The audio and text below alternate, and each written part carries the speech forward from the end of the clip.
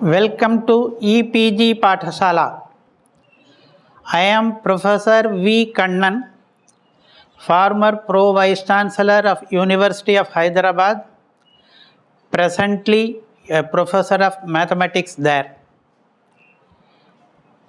The course title is Vedic, Epic and Puranic Culture of India. The module is on Vedangas. Vedangas are ancillary subjects in the study of Vedas. Every student of Vedas must undergo the study of Vedangas also simultaneously with the study of his Vedas.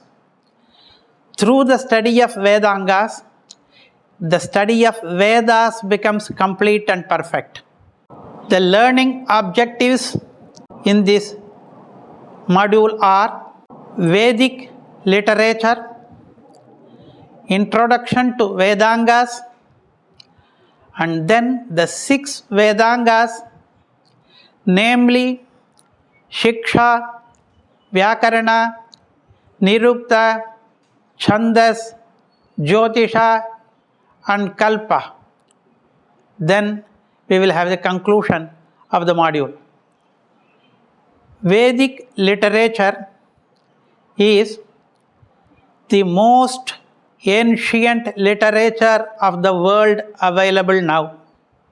It is an unwritten literature passed from generation to generation orally.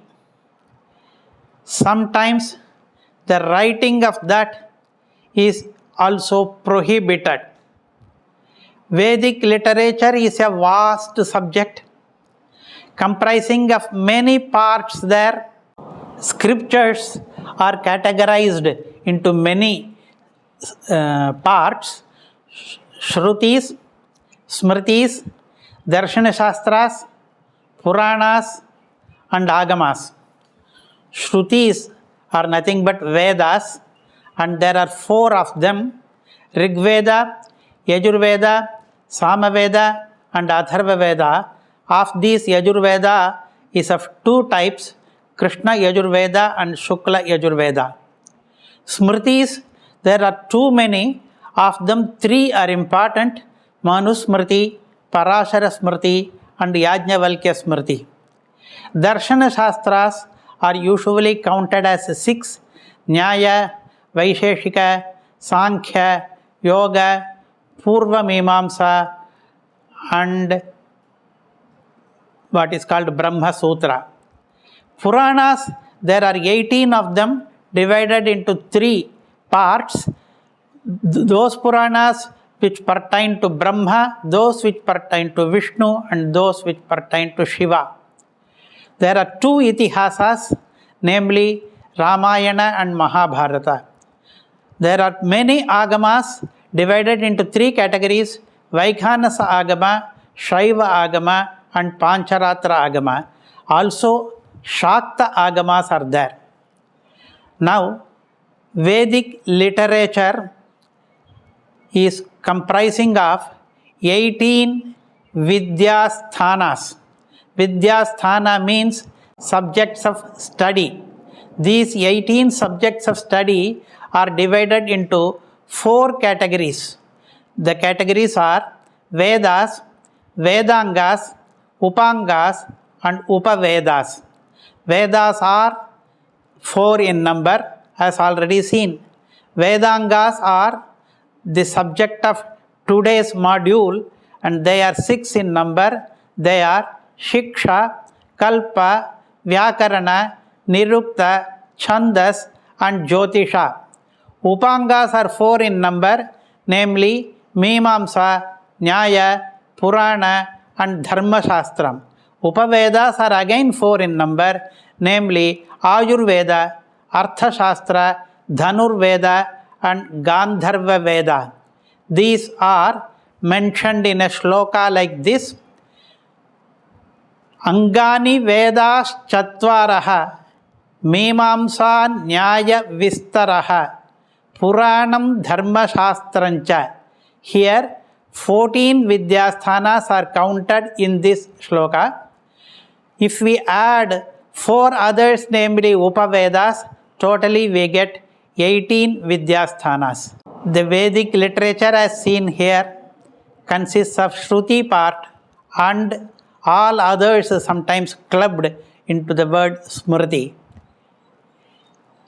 In the Shruti part, Rigveda consists of a collection of prayers. Yajurveda consists of sacrifices and prayogas, for that it is a manual. Samaveda contains mostly Rigvedic hymns, but they are in musical form. And Atharva Veda speaks about many other Laukika Vidyas, including magical charms, etc. Vedangas are auxiliary literature to Vedas, like Upavedas also. They are supplementary sections for the Vedic literature. The 6 Vedangas are the following. Shiksha is the science of phonetics or Ucharana or pronunciation. Vyakarana is grammar. Chandas is the science of prosody or the meters in which verses are composed.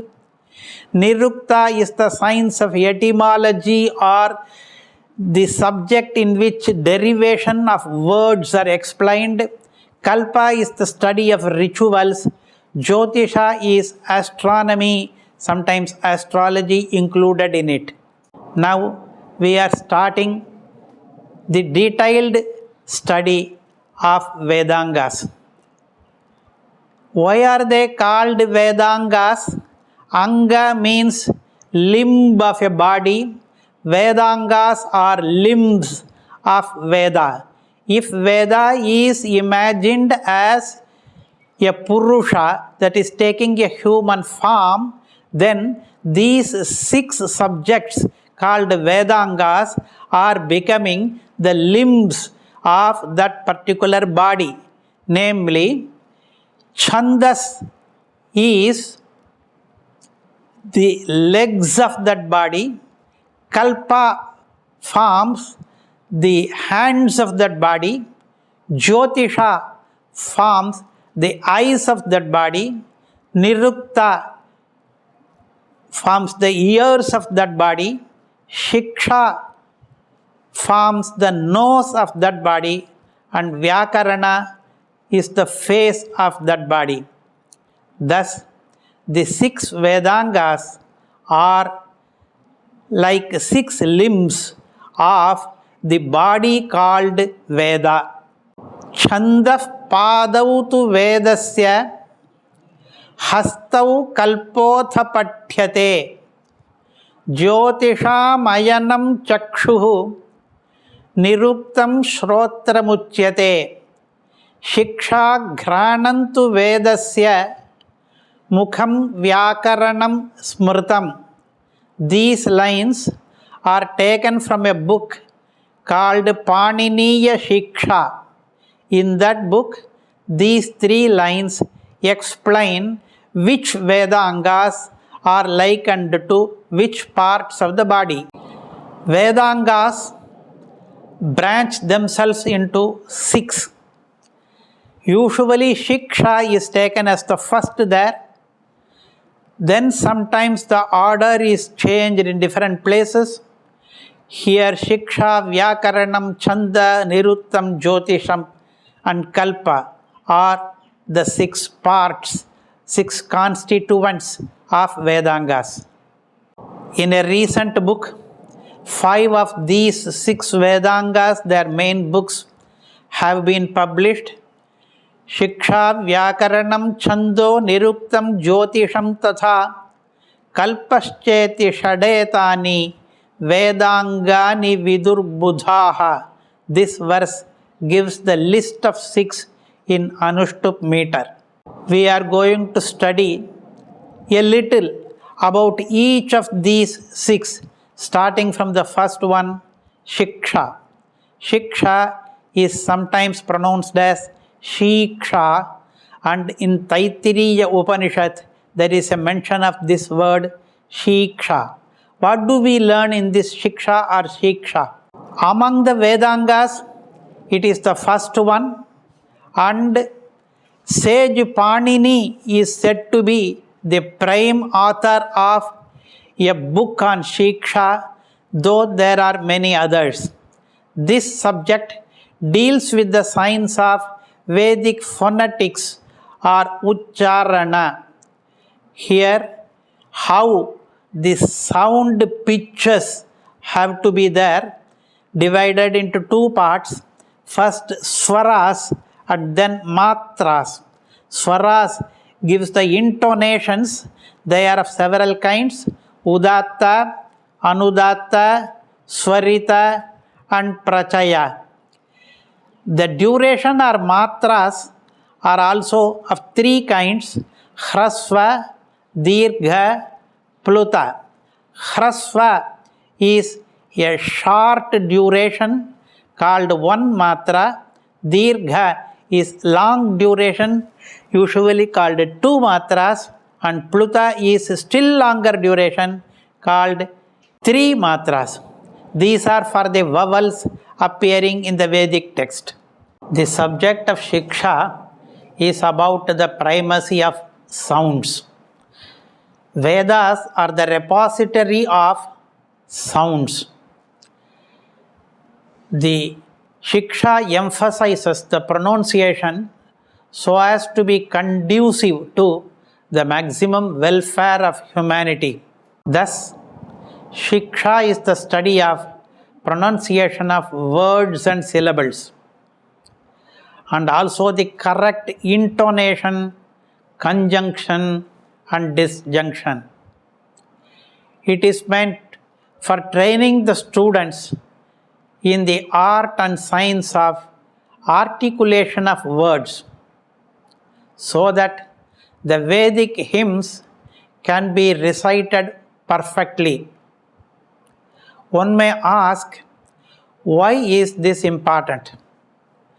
A knowledge of this science of pronunciation may not be important for other subjects of study, but it is very important for the Vedic mantras, because defective pronunciation of mantras will bring contrary or even harmful results. Once, a person by name Tvashta, he performed a homa with the purpose of creating an asura called Vritrasura to kill Indra. But what happened? Tvashta pronounced a sound defectively, and it resulted in a great trouble for him. The person who was born, namely Vritra, was not able to kill Indra, but instead he was killed by Indra. How did this happen? There was one mantra which runs as Indra Shatrur Vardhasva. This person Tvashta, he changed the swara there. One swara is Indra Shatruhu, another swara is Indra Shatruhu. Tvashta changed the swara. Consequently, the meaning of the mantra changed. Therefore, instead of producing a person who will kill Indra, he produced a person who will be killed by Indra. This story is explained by a verse like this, which starts with Mantro hinaha swarato varnato va. It ends with Yathendra Shatruhu swarato paradhaha. This refers to the anecdote of Vritra's birth and very clearly explains that correct pronunciations and correct swaras are very important in Vedas. If they are changed and if they are defectively handled, then Savahagvajro Yajamanam Hinasti. They produce Viparita results. They produced results contrary to our expectations, sometimes harming the person who pronounces them. Shiksha is mentioned in Upanishad itself. Remember that Upanishad is a part of Vedas, whereas Shiksha is a part of Vedangas. Vedangas, in their importance, come later, but Upanishads mention Shiksha. There is a passage in Taittiriya Upanishad, Shiksham Vyakhyāsyāmaha Varnasvaraha Matrabalam Samasantanaha Ityukta Shikshādhyayaha. Here, the purpose of Shiksha is explained. Varna, Swara, Matra, Balam, Sama, Santana. These are the 6 words mentioned in this Upanishad. First one, Varna, means there should be Akshara Suddhi, that is correctness in the letters like A, etc. Swara Shuddhi means correctness in the intonations like Udatta, Anudatta, etc. Matra Shuddhi means there should be correctness in the time taken to pronounce each letter. Balam means a letter may be Alpa Prana or Maha Prana is maybe an aspirated letter or usual letter. That difference should be brought out clearly during the pronunciation. Samam means 2 things. First, the 7 swaras, Sarigama Padani, or the time taken between 2 letters. Santana means conjunction, maybe of letters or of words. All these 6 things have to be correct when a person pronounces Vedic mantras. And the subject of Shiksha is meant for the correctness in these. Here is a sample passage in the Shiksha Shastra. For all the 6 Vedangas, we will give a sample passage, each, one for each. The sample passage given here is taken from Panini Shiksha, and its meaning is this. As the mother tiger carries its young, it grips it by its teeth firmly so that the cub does not fall. But the grip is also gentle so that it does not harm the young one. It is neither too firm nor too gentle. The mantras also must be chanted similarly, lucidly, unblurred, unfaded, and not too loud also. Neither should the young ones be casually mouthed, nor should be spat. Vyagri yatha haret putran damshtrabhyam na cha pidayeti bhita patana bhedabhyam tadvad varnan prayojayet. In short, we have to be very careful while pronouncing Veda mantras. There are plenty of books available on this subject of Shiksha. As many as 36 books are available online in the website Vedic Reserve. Some of the books are Ramana Shiksha, Vyasa Shiksha, Vyali Shiksha, which is also known as Ashta Vikriti Vivriti, Shaishiriya Shiksha, and so on. With this, we have learnt a little about the first of the 6 Vedangas. Now we move on to the second, namely Vyakarana or grammar. This subject was introduced to the world by the great Maheshwara. There are 14 sutras. These 14 sutras are called Maheshwarani Sutrani. They are Ayun, Rilik, Evong, Ayouch, Hayavarat, Lun, and so on. These are the bedrocks or the fundamentals of the subject called grammar. These sutras emanated from an instrument called Dhamaru, which was in the hands of Maheshwara Nataraja. Vyakarana or the science of grammar is the second of the Vedangas. Panini is said to be the main composer of the most popular book of this science in the sutra form by the grace of Lord Maheshwara. But even before Panini, there were grammar books. Valmiki Ramayana refers to 9 grammars, Nava Vyakarana, and Panini's work comes later than all these. The sounds are produced by Maheshwara's dhamaru or hand drum while he was dancing, and those sounds became 14 sutras. The subject deals with the correct usage of Vedic words. It contains exhaustive rules of grammar. It is also called Ashtadhyayi because it is divided into 7 chapters.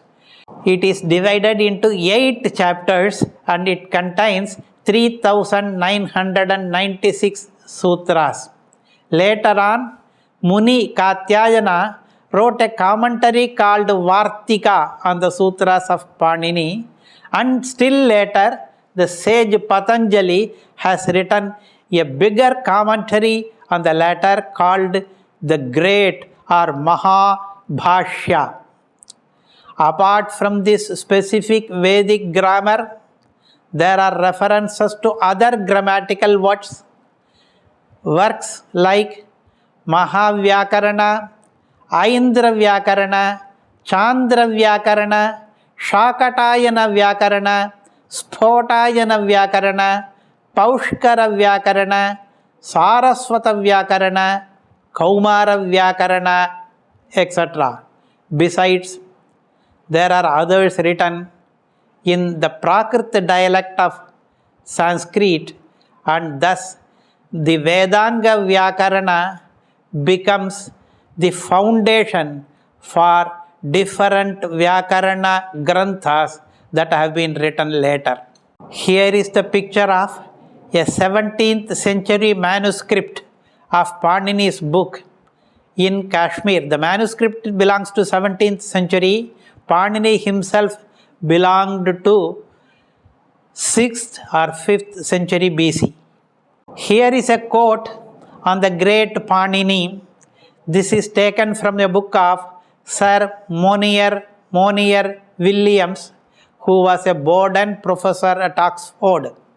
He writes, "The Panini grammar reflects the wondrous capacity of the human brain, which till today no other country has been able to produce except India. Except for Sanskrit, there is no other language for which such a wonderful grammar is available." Now a sample passage from Panini's grammar. Iko Yanachi. Sutras are very brief, just 5 letters in this sutra.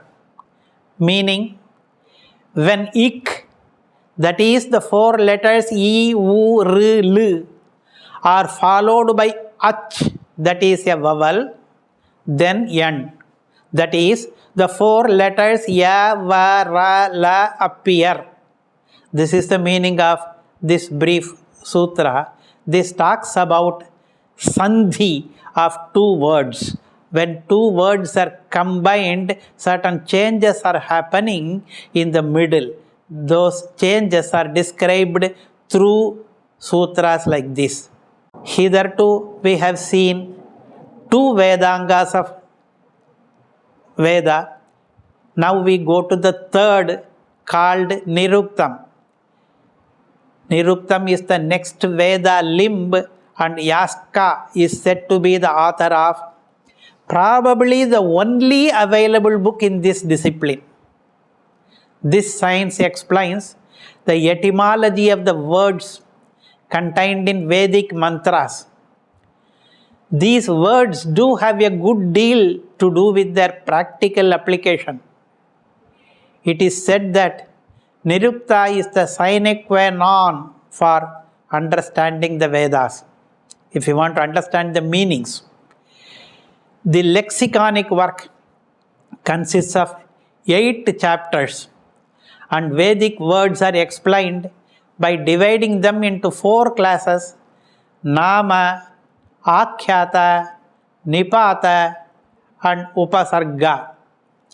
And a Nighantu of 5 chapters is also included. I should add that among Vedanga Nirukta there is only one book, but later, based on that, similar to that, there have been plenty of books in Sanskrit. Now, a sample passage from Yaska Niruktam. One word is taken.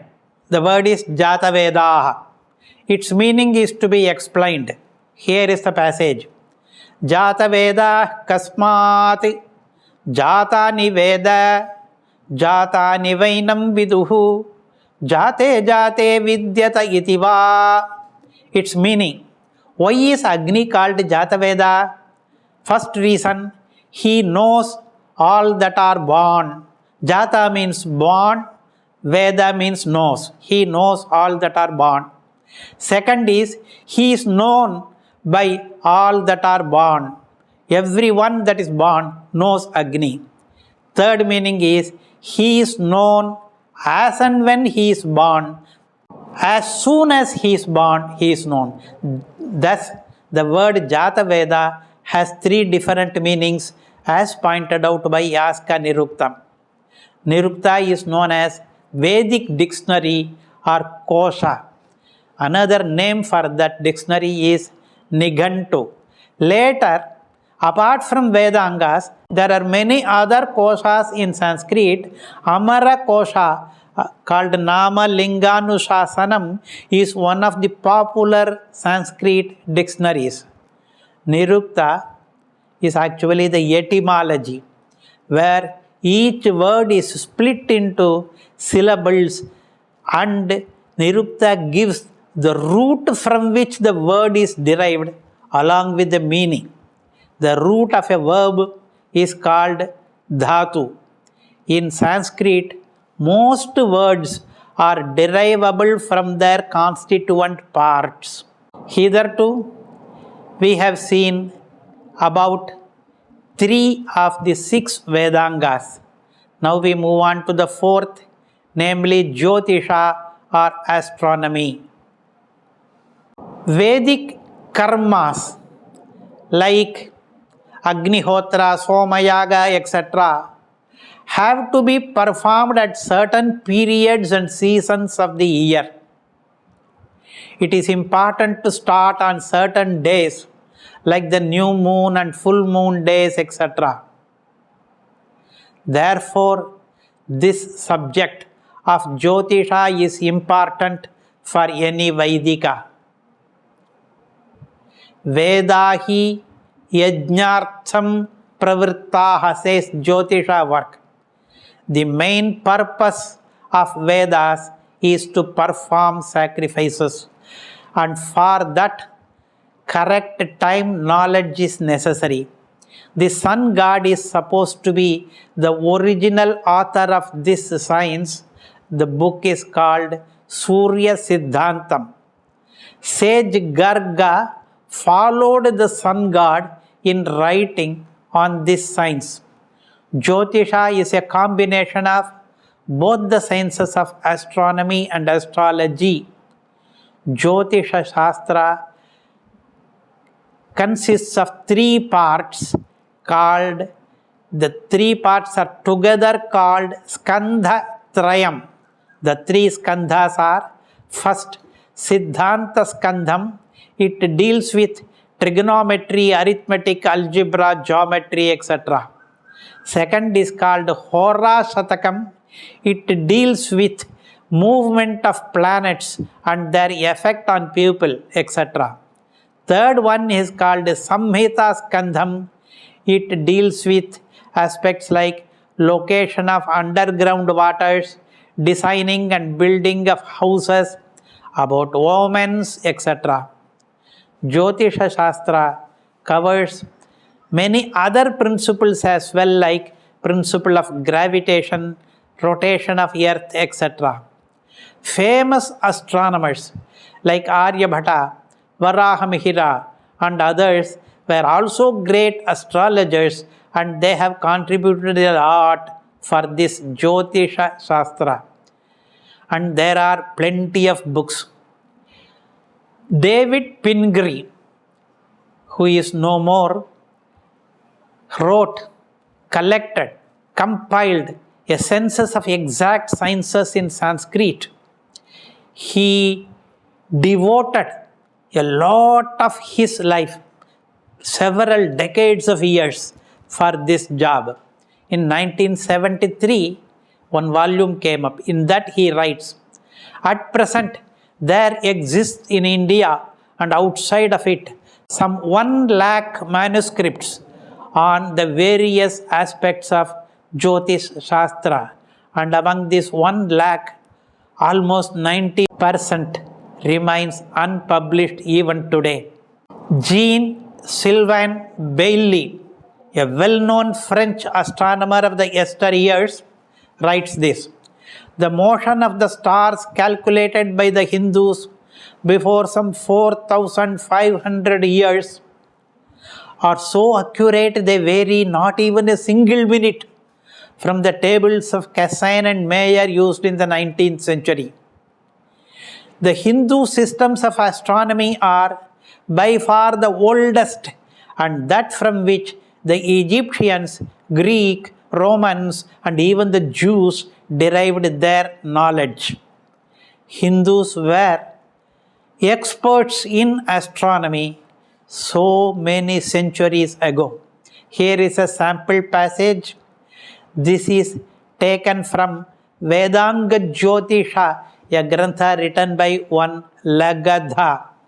Ityupaya samuddesho bhuyopyenam prakalpayet jnaya rashigata abhyastam vibhajet jnana rashina. This explains an arithmetical method called the rule of 3. The Sanskrit name nowadays is Trairashikam. The formula is this: the known result is to be multiplied by the quantity for which the result is wanted, and then divided by the quantity for which the known result is given. This is important in business also. Hitherto, we have seen about 4 of the 6 Vedangas. Now we come to the 5th one, called Kalpa. There are plenty of books on Kalpa. The Kalpa Shastra is divided into 4 parts.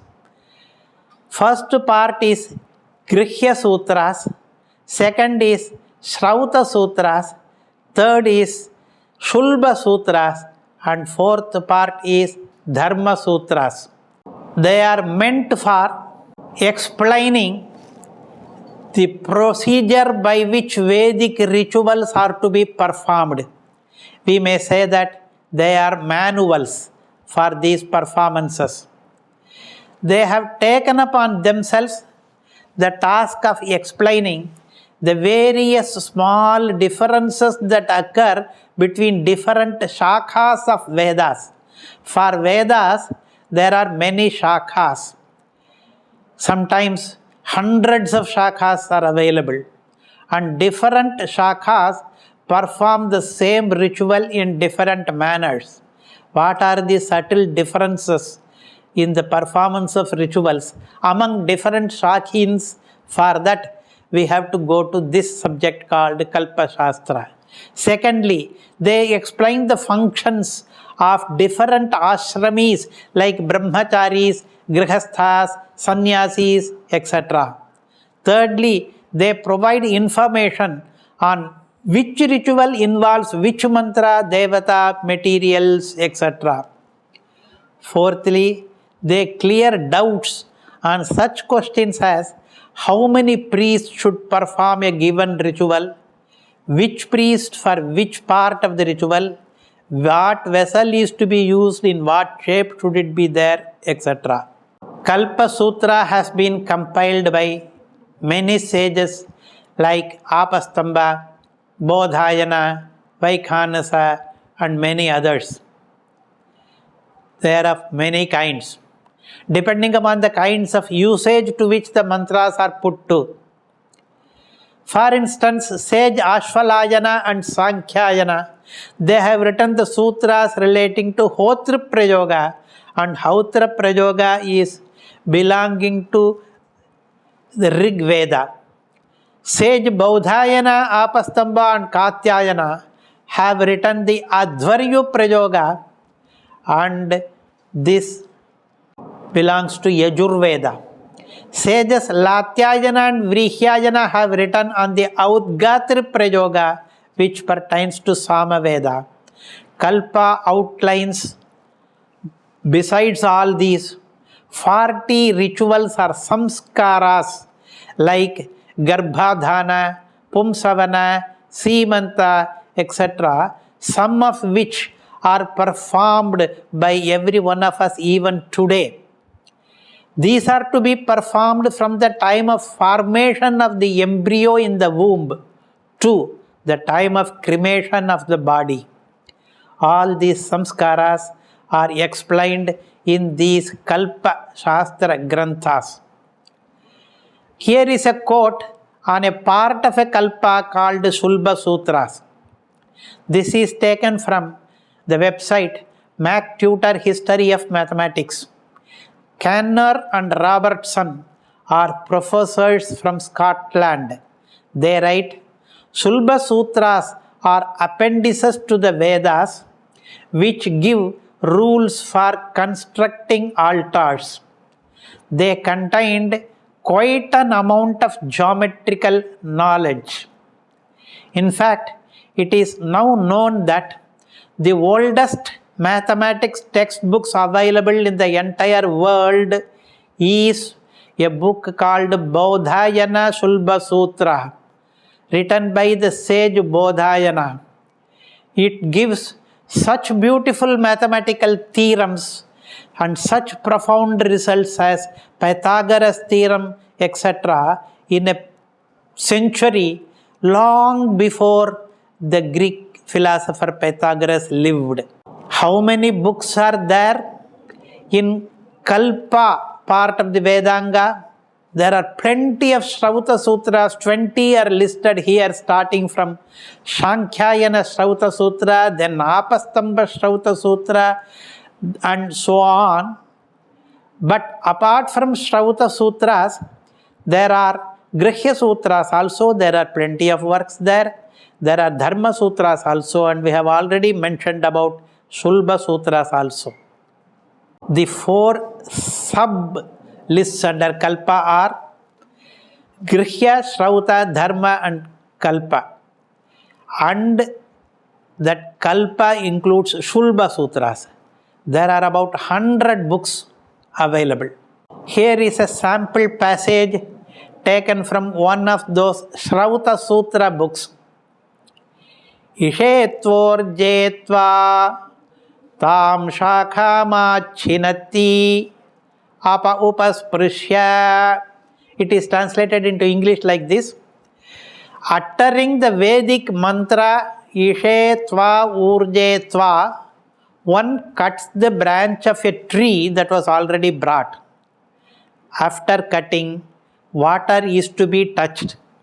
This passage is taken from Apastamba Shrauta Sutra. It is taken from somewhere in the middle where a series of such instructions are given for performing the ritual. Cutting the shakha is a small part there. Then touching the water is the next work to do. Then what next to do? This is how that manual is written. Hitherto, we have seen some details about 5 of the 6 Vedangas.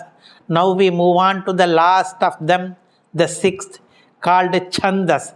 Chandas means the science of prosody or the science of meters in which verses or shlokas are composed. It includes the meters in which Veda mantras are recited also. Pingala was a sage who is the founder of this subject. The science that deals with prosody of Vedic mantras is called Chandas Shastra. Pingala composed this work on Vedic prosody, Chando Vichiti. Pingala's book consists of 8 chapters. In 3 of these chapters, Vedic meters are explained. The other 5 explain meters in other works which are different from Vedas, even in the secular works. Chandas, the word Chandas means Vedas themselves. But here the meaning is the meter of a Vedic poetry. Rig Veda and Samaveda, these two are fully in the form of verses, whereas Yajur Veda has both prose and poetry. A shloka or a Veda mantra is generally a quartet, that is, it will be divided into 4 parts called quarters or padas.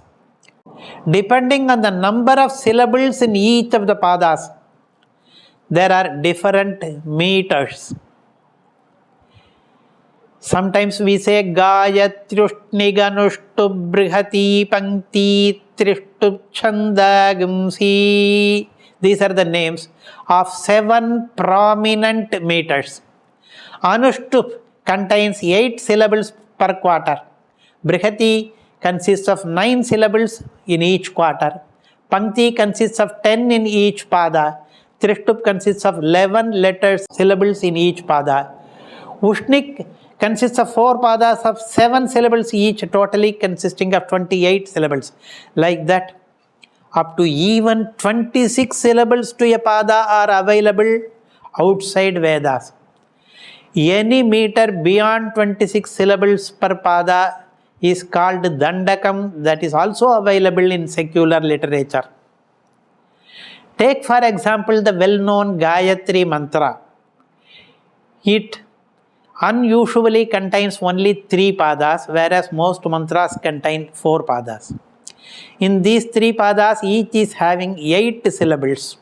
Totally there are 24 syllables. Here is a sample passage from Pingala Naga's Chandas Sutram book. It is towards the end of the book. Pare Purnam. Very cryptically written statement. Its English translation is Pare in the next row, Purnam the total is to be kept. In each box of the next row, the sum of the nearest 2 entries of the previous row has to be entered. This is the meaning. This explains what a commentator by name Halayudha gives the details as follows. This is called Meru Prastara. This is a mathematical configuration very important for counting certain objects, very important for binomial expansions in algebra, important for some combinatorial identities also. Nowadays, this is taught in high schools under the name Pascal's triangle, but Pascal lived only in 16th or 17th century. This idea is available 2000 years ago in India. How is this Meru Prastara drawn and filled? That is what is indicated in this sutram, Pare Purnam. The sutram is having only 4 letters. How are we sure that here Pascal's triangle is mentioned? That's because this sutram has been explained by at least 12 commentators in various centuries, and they have explained that this is the description of Meru Prastara, which is same as today's Pascal's triangle. We have so far seen in some detail the contents of the 6 angas called Vedangas. Now we are coming to the conclusion. Vedangas are very important. These are shastras considered as organs of the Vedas. Our rishis have done a very great service to humanity through such analytical and sophisticated approach to enable the understanding of the Veda mantras. They are so important that some Upanishads like Mundakopanishad, Chandogyopanishad, etc. are mentioning about this subject of Vedangas. Vedangas, even though they were books in Vedangas were written later, a mention of that is available even in Upanishads. I conclude with a quotation. This is from a well-known writer, Mark Twain. He writes, "Our most valuable and most constructive materials in the history of man are treasured up in India only." We conclude by saying that such most significant ideas are available in the 6 Vedangas, the 6 ancillary subjects of Vedic study. For more details, please refer to the e-text and also to the list bibliography given along with the e-text. Thank you.